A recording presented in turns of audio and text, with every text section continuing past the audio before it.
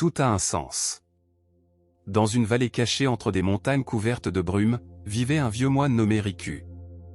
Son temple n'avait ni cloche ni or, seulement un tapis de feuilles sèches et le murmure constant du vent. Les villageois disaient que Riku parlait aux arbres et que les pierres le saluaient à son passage. Nul ne savait d'où il venait, mais sa simple présence apaisait même les cœurs les plus tourmentés. Un jour, un jeune homme nommé Sora arriva au temple, les pieds couverts de poussière et le cœur rempli de questions. Il avait parcouru de longs chemins à la recherche de sens, tentant de comprendre pourquoi sa vie semblait faite de pertes et de rencontres sans explication. « Maître, dit-il en s'inclinant, comment savoir si ce qui m'arrive fait partie d'un plan ou n'est que pur hasard ?» Riku ne répondit pas. Il se contenta de désigner une pierre couverte de mousse qui émergeait du sol, comme si elle attendait cette conversation depuis des siècles. « Demain, dit enfin le moine, avant l'aube, assieds-toi près de cette pierre. Ne fais rien. Observe simplement. » Le jeune homme acquiesça, troublé. Il ne comprenait pas ce qu'une pierre immobile pourrait lui apprendre. Mais dès le lendemain, tout commença à se révéler. Lorsque Sora arriva au temple à l'aube, la brume couvrait encore la vallée d'un voile grisâtre. Il s'assit près de la pierre, sentant le froid de la roche à travers ses vêtements. Il ferma les yeux et tenta de ne pas penser, mais son esprit restait envahi de questions et de doutes. Les minutes passèrent, puis les heures. Rien ne semblait changer. Mais peu à peu, il commença à percevoir de minuscules détails, le doux murmure du ruisseau tout proche, le chant timide d'un oiseau qui s'éveillait, le parfum de la terre encore humide. Soudain, une feuille sèche tomba devant lui, portée par le vent. Sora ouvrit les yeux et vit la feuille tournoyer lentement, jusqu'à se poser délicatement sur la pierre. À cet instant, il comprit que cette feuille n'était pas tombée par hasard, mais qu'elle avait suivi un chemin invisible jusqu'à ce lieu précis, exactement là où ses yeux pouvaient la voir. Son cœur se mit à battre plus fort. Sora resta silencieux, laissant cette simple feuille lui parler dans un langage qu'il n'avait encore jamais entendu. Le vieux Riku apparut à ses côtés, un doux sourire sur les lèvres. « Tu vois, jeune Sora, dit le moine, comme la feuille, chaque instant de la vie suit un chemin que nous ne comprenons pas toujours, mais qui n'est jamais fortuit. Rien n'est dû au hasard, seulement une chaîne de causes et d'effets qui s'entrelacent. » Sora regarda le maître avec un regard plus clair, mais il osa encore demander. « Et que se passe-t-il quand tout semble aller mal? Quand le chemin paraît brisé? » Riku ramassa un petit caillou et le laissa tomber dans le ruisseau tout proche. Les ondes s'étendirent, se mêlant à d'autres, jusqu'à effleurer lentement la rive. Même ces ondulations qui semblent confuses ont leur raison d'être. Parfois, ce que nous prenons pour un obstacle n'est qu'un détour imprévu sur le chemin qui mène à une sagesse plus profonde. Le jeune homme médita sur ces paroles, sentant qu'un apaisement commençait à naître en lui.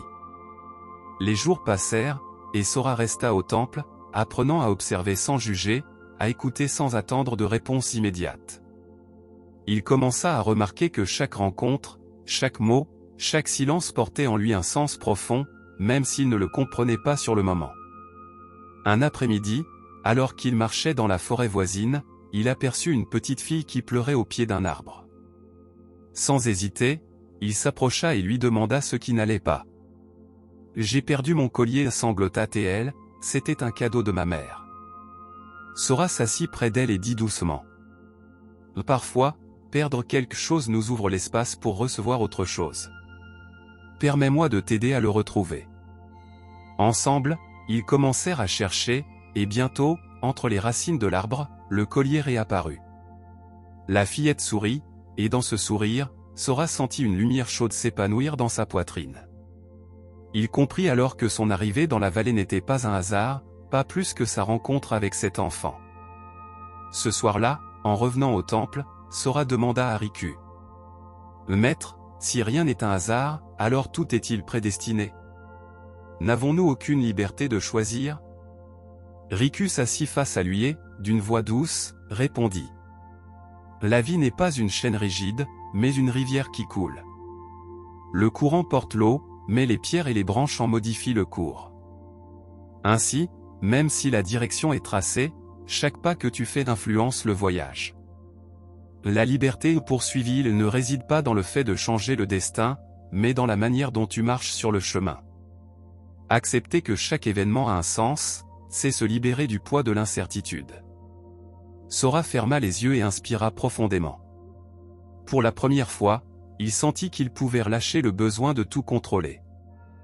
Le lendemain, alors que le soleil se levait entre les arbres, Sora décida d'explorer la forêt avec un nouvel état d'esprit, sans attente, simplement ouvert à ce que l'instant lui offrirait. Il marcha sans hâte, laissant ses pas suivre le rythme du vent et les sons qui l'entouraient. Dans une clairière, il découvrit un vieux corbeau pris dans un filet. Sans hésiter, il libéra l'oiseau avec douceur et le regarda s'envoler vers le ciel.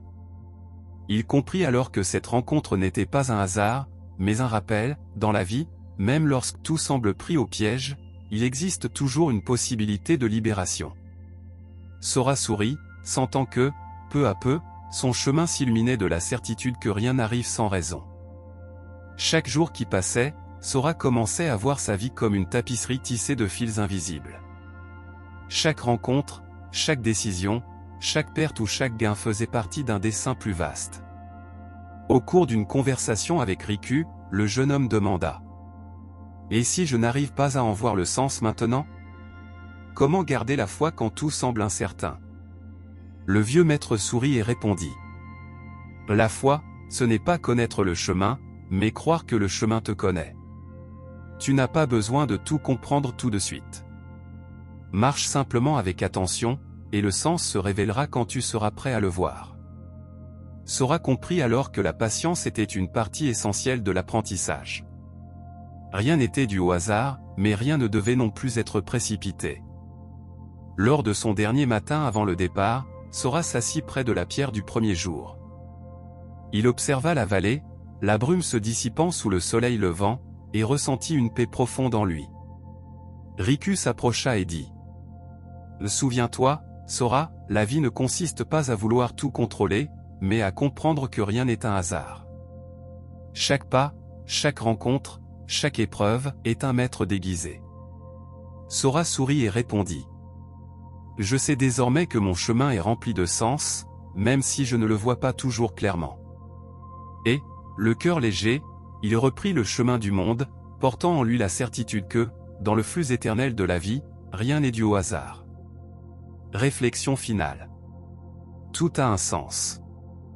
Dans le voyage de la vie, chaque expérience, aussi petite ou incertaine soit-elle, possède un but caché.